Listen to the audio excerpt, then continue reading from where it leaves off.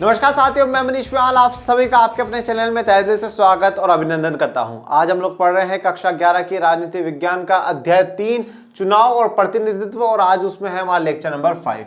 आइए जानते हैं कि आज के लेक्चर में हम लोग क्या पढ़ेंगे। आज हम लोग चर्चा करेंगे निर्वाचन क्षेत्रों का आरक्षण। हम लोग लास्ट लेक्चर तक हम समझ चुके हैं कि समानुपातिक प्रतिनिधित्व क्या है और सर्वाधिक मत से जीतने वाली जो प्रणाली है उन दोनों प्रणालियों में क्या अंतर है, क्या डिफरेंस है, और उसको हम पूरा समझ चुके हैं। फिर हम ये भी जान चुके थे कि भारत ने सर्वाधिक मत वाली प्रणाली को क्यों अपनाया कि भाई जिस कैंडिडेट को सबसे ज्यादा वोट मिल गए वो जीत गया। हम निर्वाचन क्षेत्रों को भी समझ चुके हैं कि निर्वाचन क्षेत्र किस प्रकार से बनते हैं, कितने बनाए जाते हैं, वो सभी। अब आज के लेक्चर में हम लोग चर्चा करेंगे, जैसा कि हम जब चैप्टर 2 में जब हम अधिकारों की चर्चा कर रहे थे तो हमने उसमें आरक्षण की बात करी थी। आज हम लोग बात करेंगे निर्वाचन क्षेत्रों में किस प्रकार से आरक्षण का गठन होता है, क्या होता है, उसको समझेंगे। आइए शुरुआत करते हैं। निर्वाचन क्षेत्रों का आरक्षण। देखिए, निर्वाचन क्षेत्र आप सभी समझते हैं कि जब हमने लोकसभा की बात करी तो 543 भागों में क्या कर दिया गया, निर्वाचन क्षेत्रों को बांट दिया गया। ओके, 543 भागों में निर्वाचन क्षेत्रों को बांट दिया गया। अब सबसे पहली बात तो यह आती है कि इन निर्वाचन क्षेत्रों को बांटेगा कौन, मतलब कौन बनाएगा कि भैया ये इतने इतने निर्वाचन क्षेत्र होंगे। तो सबसे पहले सवाल का ही हम यहाँ पे जवाब क्लियर कर लेते हैं कि जो निर्वाचन क्षेत्र बनाने का काम करता कौन है। तो निर्वाचन क्षेत्र बनाने का जो काम करता है वो करता है बच्चों परिसीमन आयोग। कौन करेगा? परिसीमन आयोग, या जिसे हम इंग्लिश में कहते हैं डिलिमिटेशन कमीशन। अभी आगे आ जाएगा पूरा आपका। परिसीमन का आयोग या डिलिमिटेशन कमीशन, या इस हम लोग बाउंड्री कमीशन भी कहते हैं। ये क्या है? हमारे संविधान का आर्टिकल 82 अनुच्छेद 82 ये कहता है कि लोकसभा और राज्यों की विधानसभाओं के चुनाव के लिए निर्वाचन क्षेत्रों का गठन करने के लिए एक निकाय या एक संस्था का गठन करा जाएगा जिसका नाम होगा परिसीमन आयोग। और इस परिसीमन जो आयोग है या ये जो डिलिमिटेशन कमीशन है, ये कमीशन कब आएगा? जब संसद एक अधिनियम परिसीमन अधिनियम लेकर के आएगा, और फिर उस अधिनियम के आधार पर कौन राष्ट्रपति जो होगा, राष्ट्रपति क्या करेगा? परिसीमन आयोग का गठन करेगा, उसके जो सदस्य हैं उनको नियुक्त करेगा कि भाई आप इस के परिसीमन आयोग के सदस्य हैं। अब ये परिसीमन कब कब बनाया जाएगा? तो कहा गया कि हर बार जनगणना के बाद बनाया जाएगा, क्योंकि यहाँ पर जो हमने सीटें दे रखी हैं कि भाई 543 हमारी लोकसभा में होंगी, तो वो जनगणना के हिसाब से दे रखी है, पॉपुलेशन के हिसाब से दे रखी है। तो हर 10 साल बाद पॉपुलेशन होती है और हर 10 साल बाद क्या होगा? परिसीमन आयोग बनेगा, और हर परिसीमन आयोग के बाद क्या होगा? लोकसभा में और राज्यों की विधानसभाओं की जो हमें सीटें हैं वो कम या ज्यादा देखने को मिलेगी। जैसे कि अगर आप देखते हैं तो लोकसभा में पहले स्टार्टिंग में सीटें कम थी और आज 545 सीटें हैं या 543 सीटें। तो जनगणना के आधार पर क्या होगा? परिसीमन आयोग का गठन होगा, और गठन कौन कर रहा है? जो राष्ट्रपति साहब है, राष्ट्रपति साहब उसका गठन करेंगे, उसको नियुक्त करेंगे। यह परिसीमन आयोग राष्ट्रीय निर्वाचन या भारतीय निर्वाचन आयोग के साथ मिलकर के काम करता है। भारतीय निर्वाचन आयोग जिसका मुख्य काम क्या है? चुनाव कराना है। तो इसके साथ मिलकर के ये परिसीमन आयोग क्या है? काम करेगा, और देश में लोकसभा के लिए और राज्यों की विधानसभाओं के लिए निर्वाचन क्षेत्रों को विभाजित करेगा। अब जब निर्वाचन क्षेत्र को विभाजित करने की बात आती है तो जैसा कि कहा कि जनगणना के आधार पर यह मुद्दा उठेगा। अब जब जनगणना के आधार पर मुद्दा उठा तो मैंने आपको कहा कि इंदिरा गांधी जी का वो दौर रहा जब जनगणना को कंट्रोल करने की बात भी चल रही है, और दूसरी तरफ क्या हो रहा है कि जनगणना के आधार पर राज्यों की सीटें भी बढ़ रही हैं। तो जो दक्षिण के राज्य हैं उन्होंने जनसंख्या पर कंट्रोल लगा लिया, परंतु जब देखते हैं कि राष्ट्रपति में वोट की वैल्यू वहां की ज्यादा है जिनकी जनसंख्या ज्यादा है, राज्यों की सीटें बढ़ रही हैं, ठीक है, लोकसभा में प्रतिनिधित्व बढ़ रहा है, तो ये क्यों हो रहा है? तो वो इंदिरा गांधी जी के पास जाते हैं और कहते हैं कि ये गलत है, अगर जनसंख्या को रोकना है तो जनसंख्या को रोकिए, नहीं तो इस जो सिस्टम अभी चल रहा है इसको रोकिए। तो फिर उस समय 1976 में 42वां संविधान संशोधन भारत के संविधान में करा गया, और उसमें 2000 तक ये बात कह दी गई कि लोकसभा की और राज्यों की विधानसभाओं की सीटों में ना तो वृद्धि होगी ना कटौती होगी, मतलब कोई चेंज हमें देखने को नहीं मिलेगा। मतलब वृद्धि तो बिल्कुल भी नहीं होगी, बढ़ाया तो बिल्कुल भी नहीं जाएगा। मतलब आप कह सकते हो बिल्कुल सीज कर दिया गया 42वें संविधान संशोधन से 1976 में। इसके बाद फिर 84वां संविधान संशोधन होता है, और उसमें यह कह दिया गया कि भैया 2026 तक लोकसभा की और राज्यों की विधानसभाओं की सीटों में ना तो बढ़ेगी ना घटेगी, तो उतनी की उतनी रहेगी 2026 तक। मतलब आप कह सकते हो कि लोकसभा में हमें सीटें बढ़ती हुई नजर नहीं आएगी। परंतु क्या हुआ कि एक आयोग बनाया जाएगा, और उस आयोग को जब देखा जाएगा कि जनगणना में चेंज हो रहे हैं, तो जनगणना में चेंज हो रहे हैं पर ठीक है, पर यहां पर जो 2026 तक के किसी भी प्रकार लोकसभा में या राज्यों की विधानसभाओं में सीट नहीं बढ़ाई जाएगी। ये एक मुद्दा है। तो परिसीमन आयोग कौन है? परिसीमन आयोग का मुख्य काम क्या है? देश में निर्वाचन क्षेत्रों का तय करना कि भैया ये इतने इतने निर्वाचन क्षेत्र होंगे, इस राज्य में, इस राज्य में, इस राज्य में, और टोटल लोकसभा में इतने होंगे और हर राज्यों की विधानसभाओं में इतने होंगे। मुख्य काम उनका बाउंड्री बनाना, निर्वाचन क्षेत्र बनाना, जहां से एक व्यक्ति चुन करके जाएगा। अब बात करते हैं निर्वाचन क्षेत्रों का आरक्षण। जैसा कि आप लोग पहले भारत में जब क्लास 10th में थे तो आपने भारत में राष्ट्रवाद पढ़ा होगा, ठीक है। जब भारत में राष्ट्रवाद पढ़ा तो उसमें आपने एक मुद्दा पढ़ा होगा, पृथक निर्वाचक मंडल। पृथक निर्वाचक मंडल, या इसे हम लोग कहते हैं सेपरेट इलेक्टोरेट। इसमें क्या हुआ था कि अंग्रेजों ने एक पॉलिसी चलाई और उस पॉलिसी के तहत 1909 में मुस्लिम्स को पृथक निर्वाचक मंडल दिया गया। पृथक निर्वाचक मंडल का मतलब यह था कि अगर इस जगह से मुस्लिम खड़ा होगा, ओके, अगर इस जगह से मुस्लिम खड़ा होगा तो उसे वोट भी मुस्लिम करेंगे, दूसरे समुदाय के लोग नहीं करेंगे। फिर यह आगे व्यवस्था सिखों के लिए भी हुई, यह आगे व्यवस्था जाकर के यूरोपियंस जो रह रहे हैं उनके लिए भी हुई। तो इनको क्या करा गया? पृथक निर्वाचक मंडल दिया गया। और जैसा कि हमने हमारे संविधान सभा में देखा कि जो चुनाव हुए वो 3 कैटेगरियों में हुए, मुस्लिम, सिख और सामान्य। तो अब वो क्या था? पृथक निर्वाचक मंडल के तहत ही था, और कि जो अपने समुदाय के लोग हैं अपने समुदाय के लोगों को चुनेंगे, तो मुस्लिम मुसलमान को चुनेगा, सिख सिख को चुनेगा, और सामान्य जो है वो सामान्य को चुनेंगे।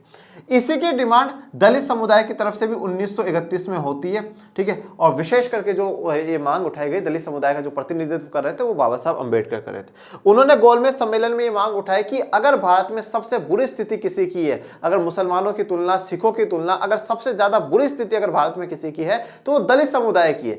हजारों सालों से शोषित और पीड़ित समुदाय है और कोई भी ऊंची जाति का व्यक्ति नहीं चाहेगा कि वो जीत करके आगे जाए। तो पृथक निर्वाचक मंडल का मुद्दा दलितों के लिए उस समय उठा। पर जब ये बात महात्मा गांधी जी को पता चलती है तो गांधी जी नाराज हो जाते, बोले नहीं, इससे तो हिंदू एकता टूट जाएगी, हमारे हिंदू में फूट आ जाएगी। और फिर फाइनली क्या होता है? 24 सितंबर 1932 को पूना पैक्ट होता है।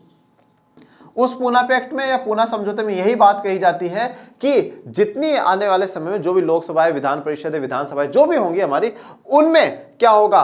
पृथक निर्वाचक मंडल ना देकर करके क्या दिया जाएगा? आरक्षण दिया जाएगा। मतलब कुछ सीटें जो दलित समुदाय हैं या अनुसूचित जाति जनजाति के लोग हैं उनके लिए क्या कर दी जाएंगी? कुछ सीटें आरक्षित कर दी जाएंगी। पृथक निर्वाचक मंडल में और आरक्षण में थोड़ा सा डिफरेंस है। पृथक निर्वाचक मंडल में जो व्यक्ति जिस समाज का हो रहा है उसी को वही समाज के लोग वोट करेंगे। पर आरक्षण में यह था कि उस जगह से व्यक्ति उसी समुदाय का खड़ा होगा पर वोट सभी करेंगे, चाहे वो किसी भी जाति के हो, किसी भी धर्म के हो। तो इस बात को फिर संविधान में लिखा गया और संविधान में लोकसभा में और राज्यों की विधानसभाओं में, लोकसभा में और राज्यों की जो विधानसभा है उनमें क्या कर दिया गई? आरक्षण की व्यवस्था कर दी गई। और आरक्षण की व्यवस्था किस किस के लिए करी गई? आरक्षण की व्यवस्था करी गई अनुसूचित जाति या जिसे हम लोग कहते हैं शेड्यूल्ड कास्ट, और अनुसूचित जनजाति जिसे हम लोग कहते हैं शेड्यूल्ड ट्राइब्स।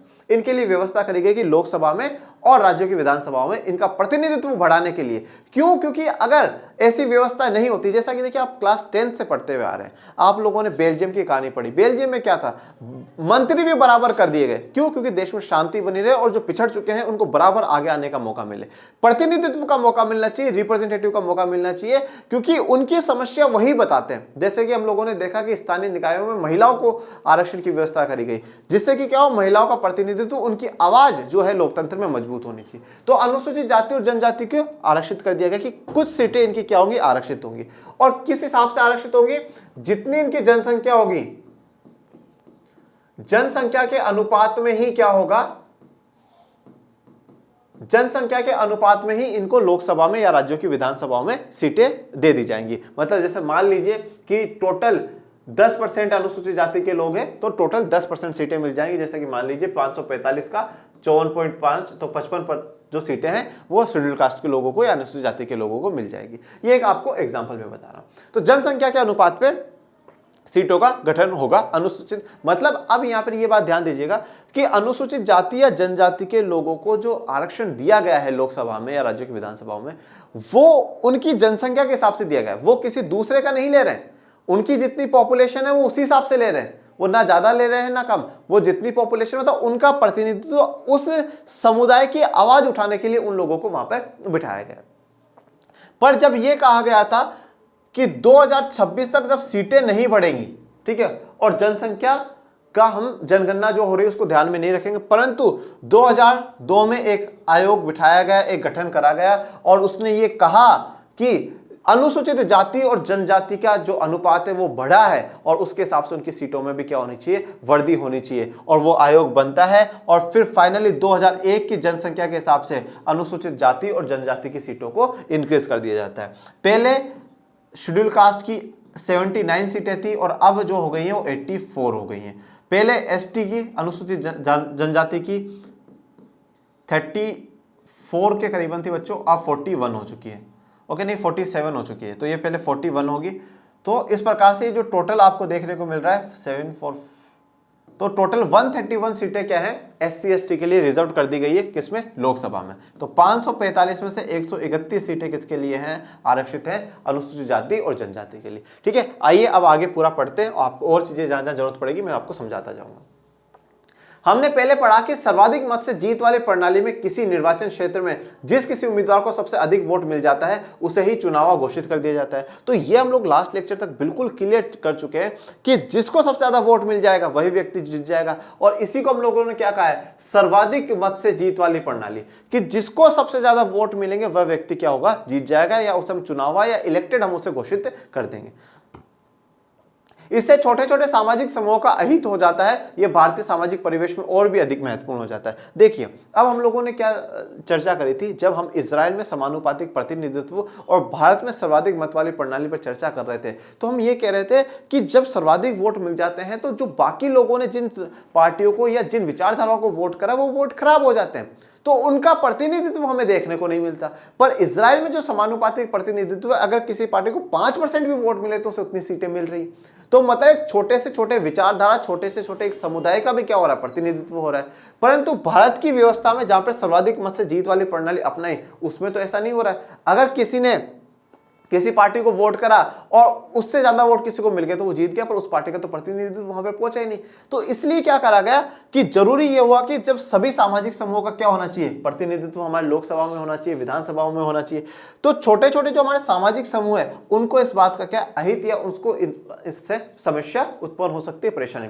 और विशेष करके अगर भारतीय सामाजिक परिवेश में देखते हैं, अगर भारत की सामाजिक व्यवस्थाओं में इसको देखते हैं तो ये और भी महत्वपूर्ण हो जाता है। क्यों? क्योंकि भारत में जाति के आधार पर, लिंग के आधार पे, इनके आधार पे जो भेदभाव है वो कोई 10 साल, 20 साल, 50 साल का नहीं है, हजारों सालों का भेदभाव था। 2500-3000 हजार साल तक का जो भेदभाव था, उस भेदभाव को खत्म करने के लिए सामाजिक समूह को प्रतिनिधित्व देना जरूरी था।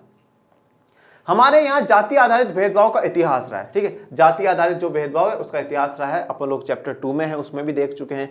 ठीक है, कि किन किन परिस्थितियों में जो दलित या पिछड़ी जाति के लोग हैं उनको किन किन समस्याओं का सामना करना पड़ता है। तो जाति आधारित भेदभाव रहा है। ऐसी सामाजिक व्यवस्था में सर्वाधिक मत से जीत वाली प्रणाली का परिणाम यह होगा कि दबंग सामाजिक समूह और जातियां हर जगह जीत जाएंगी और दलित उत्पीड़ित सामाजिक समूह को कोई प्रतिनिधित्व प्राप्त नहीं हो पाएगा। अब क्या है, जब यहाँ पे जो लोअर कास्ट या निम्न जाति के जो लोग हैं तो वो क्या है, उनका प्रतिनिधित्व हो ही नहीं पाएगा। ठीक है, जब आप लोग क्लास 12th में आएंगे तो उसमें चैप्टर 1 स्टार्ट जब आप लोग करते हैं भारत की किताब का, उसमें भारत की स्वतंत्रता के बाद की कहानी बता रखी है।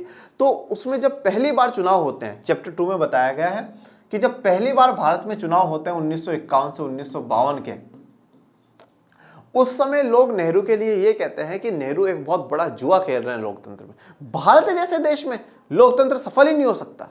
क्यों लोकतंत्र सफल नहीं हो सकता, उसके कारण देखिएगा। लोकतंत्र इसलिए सफल, भाई संविधान ने तो लिख दिया लोकतंत्र होगा, पर लोकतंत्र का मतलब अगर मुख्यतः में देखो तो चुनाव होता है और चुनाव में जो सबसे महत्वपूर्ण है वो है मतदान, वोट। तो कहते हैं कि सफल ही नहीं हो सकता भारत का लोकतंत्र।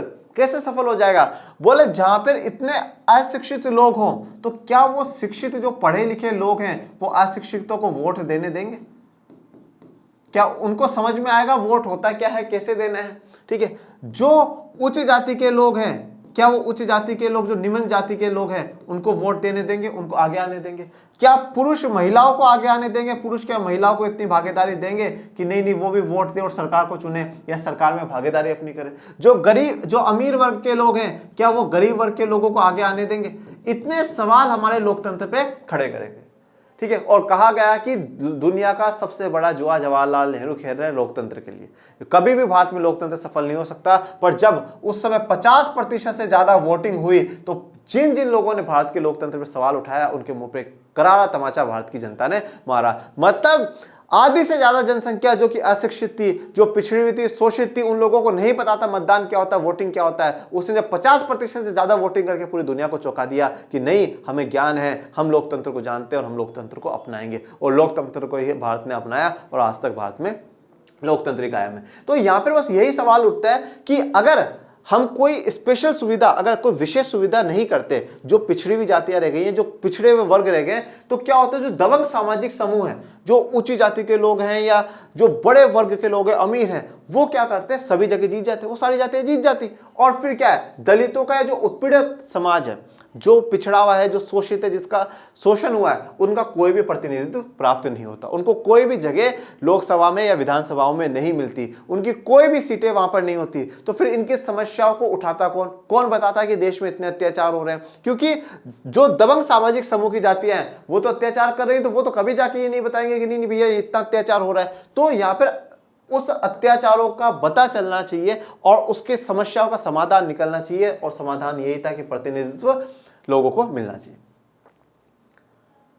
हमारे संविधान निर्माता इस कठिनाई से वाकिफ थे और ऐसे दलित उत्पीड़ित सामाजिक समूह के लिए उचित और न्यायपूर्ण प्रतिनिधित्व सुनिश्चित करने की आवश्यकता समझते थे। तो हमारे संविधान निर्माता इस कठिनाई से वाकिफ थे, जानते थे कि ये जो समस्या है, ये कठिनाई है, ये हमारे देश में हमें देखने को मिलेगी, और इसके लिए पहले ही हमें कोई प्रावधान करना चाहिए। और जो दलित समाज सामाजिक है उसे उचित और न्यायपूर्ण, देखिए उचित प्रतिनिधित्व मतलब सही देना और न्यायपूर्ण, ऐसा प्रतिनिधित्व नहीं देना है जो कि दूसरे समुदाय के साथ क्या हो, अन्याय हो। सभी को क्या करना है, सभी के साथ न्याय होना चाहिए, सबको बराबर सही प्रतिनिधित्व मिलना चाहिए। इसीलिए मैंने आपको क्या कहा कि लोकसभा और राज्यों की जो विधानसभा में सीटें दी गई हैं वो जनसंख्या के अनुपात पर दी गई है कि कितनी जनसंख्या है, उस जनसंख्या के हिसाब से उनको वहां पर सीटें आरक्षित करी गई है।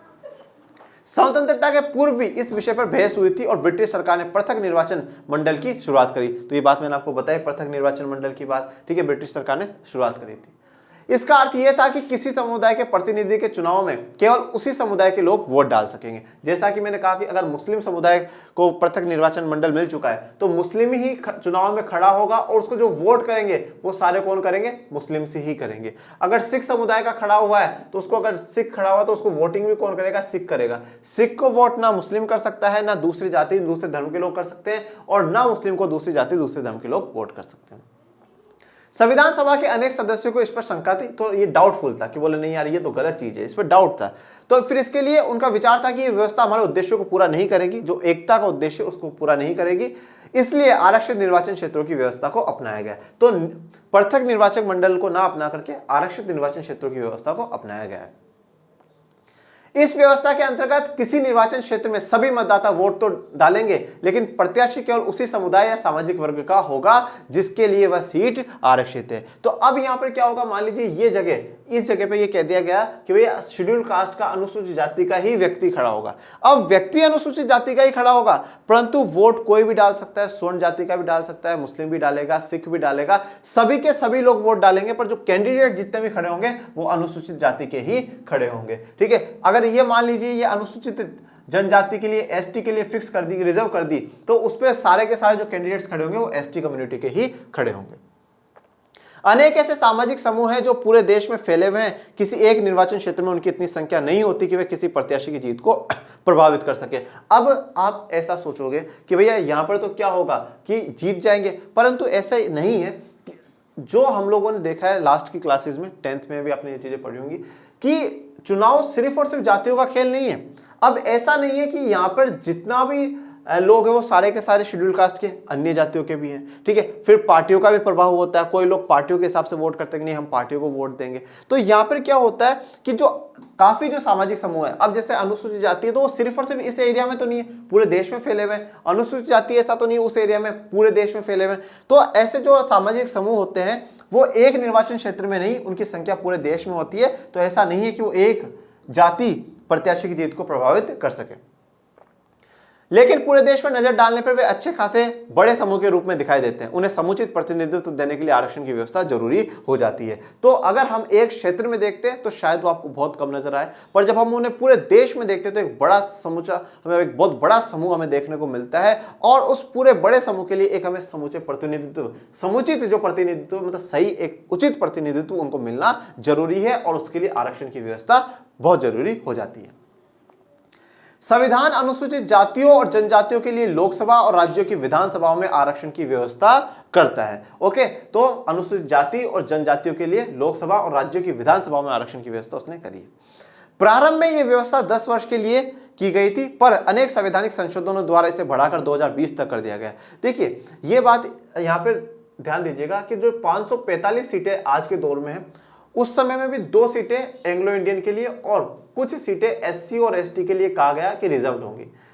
तो जो एंग्लो इंडियन और एससी एसटी के लिए यह कहा गया कि अगर इनका प्रतिनिधित्व उचित रहता है लोकसभा में और राज्यों की विधानसभाओं में, तो संसद इस प्रावधान को हटा सकता है। शुरुआत में 10 साल के लिए दिया जा रहा है, और अगर लगता है कि नहीं प्रतिनिधित्व उचित नहीं है तो 10 साल में बढ़ाया जा सकता है।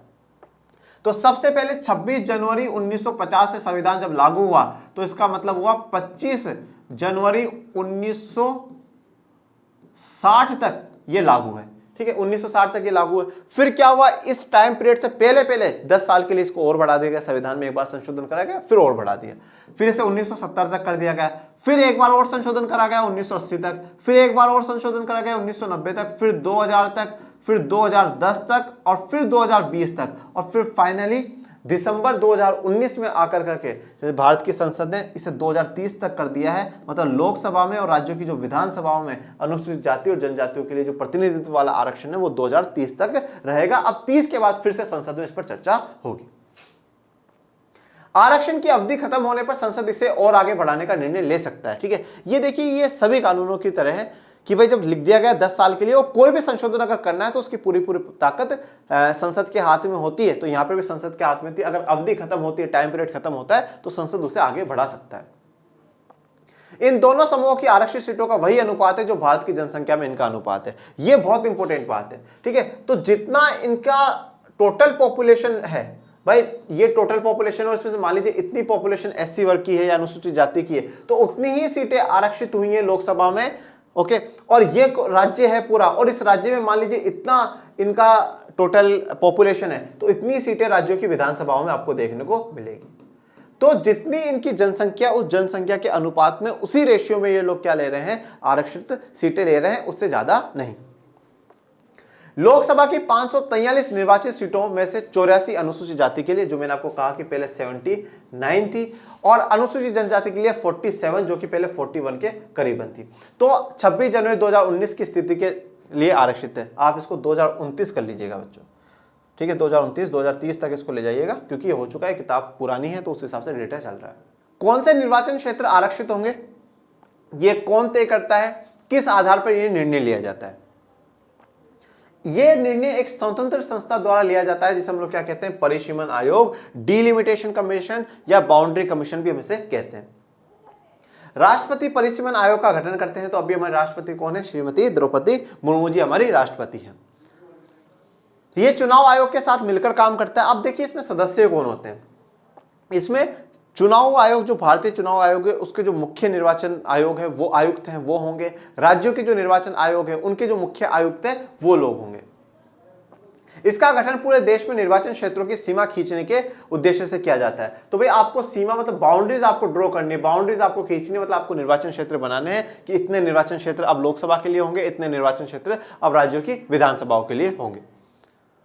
प्रत्येक राज्य में आरक्षण के लिए निर्वाचन क्षेत्रों का एक कोटा होता है, जो उस राज्य में अनुसूचित जाति या जनजाति की संख्या के अनुपात में होता है। देखिए अब प्रत्येक राज्य में, सभी राज्यों में निर्वाचन क्षेत्रों के लिए क्या होगा, एक कोटा होता है, एक वैल्यू फिक्स कर रखी है, जो कि उस राज्य में अनुसूचित जाति और जनजाति के जो लोग हैं उनके जितनी जनसंख्या में उनका हिस्सा है उस जनसंख्या के हिसाब से। मतलब क्या होगा कि ये अगर टोटल आपका स्टेट है और इस स्टेट में एक वैल्यू फिक्स करी हुई होती है, कोटा फिक्स करा हुआ होता है, और कोटा किस बेसिस पे होगा, उनकी जनसंख्या कितनी है, भाई अनुसूचित जाति और जनजाति के उस राज्य में या पूरे देश में जनसंख्या कितनी है। अगर लोकसभा की बात कर रहे हैं तो वहां पर एक एक राज्यों को देखेंगे और फिर पूरे देश की देख लेंगे, और राज्य की बात करें तो हम पूरे राज्यों को एक बार देखते हैं कि इतनी जनसंख्या यहां पर है।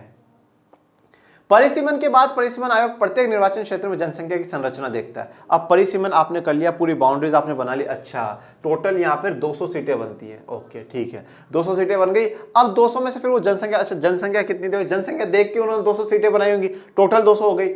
जिन निर्वाचन क्षेत्रों में अनुसूचित जनजातियों की जनसंख्या सबसे ज्यादा होती है उसे उनके लिए आरक्षित कर दिया जाता है। अब जैसे मान लीजिए ये टोटल जो 50 सीटें, इनमें से 40 सीटों में एससी के लोग सबसे ज्यादा हैं, तो उसको एससी के लिए रिजर्व कर दिया गया है। और 10 मान लीजिए जहां पे अनुसूचित जनजाति एसटी के जो लोग हैं वो ज्यादा हैं, वो रिजर्व कर दी गई। जहां पे इनकी जनसंख्या सबसे ज्यादा होगी, मतलब बाकी पूरे एरियाज की तुलना में उन एरियाज में सबसे ज्यादा है, तो उनको क्या कर दिया जाएगा, आरक्षित कर दिया जाता है। अनुसूचित जातियों के मामले में परिसीमन आयोग 2 बातों पर ध्यान देता है। पहला क्या है, आयोग उन निर्वाचन क्षेत्रों को चुनता है जिसमें अनुसूचित जातियों का अनुपात सबसे ज्यादा होता है। तो जहां सबसे ज्यादा शेड्यूल कास्ट के, शेड्यूल ट्राइब के लोग होंगे, उन्हीं को क्या करा जाएगा, आरक्षित घोषित करा जाएगा।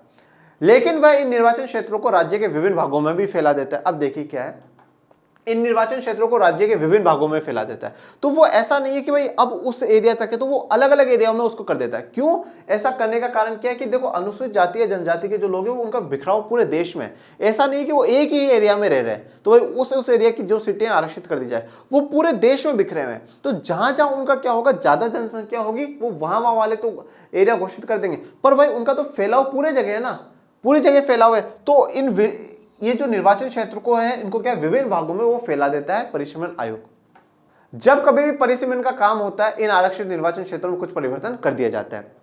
तो जैसे मैंने आपको बताया कि 2000 के बाद 2026 तक ये कह दिया गया कि लोकसभा की और राज्यों की विधानसभाओं की सीटों में कोई भी परिवर्तन नहीं होगा, कोई भी चेंज उसमें देखने को हमें नहीं मिलेगा। परंतु आरक्षित जो निर्वाचन क्षेत्र है, जो एससी और एसटी के लिए जो सीटें रिजर्व्ड हैं, उनमें कुछ परिवर्तन हमें देखने को मिल सकता है, कुछ चेंजेस हमें देखने को मिल सकते हैं। कम भी हो सकती हैं और ज्यादा भी हो सकती है।